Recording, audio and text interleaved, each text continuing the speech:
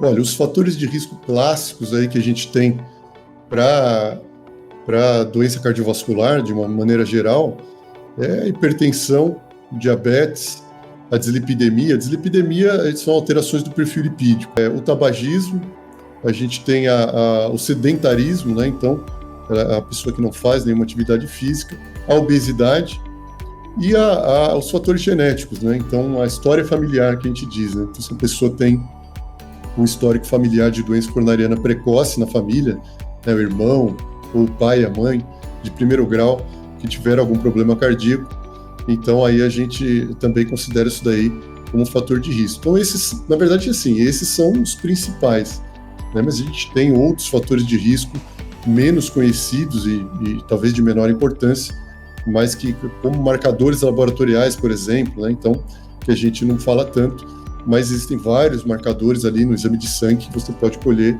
e vão funcionar como marcadores de risco, né? Então, a gente tem até essa definição que as pessoas confundem, né? Fator de risco e marcador de risco.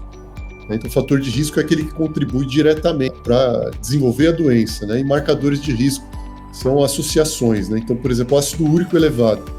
Então, pessoas que têm o ácido úrico elevado no sangue está associado a um risco maior de desenvolver doenças cardiovasculares. Mas o ácido úrico elevado não é um fator de risco, ele é um marcador.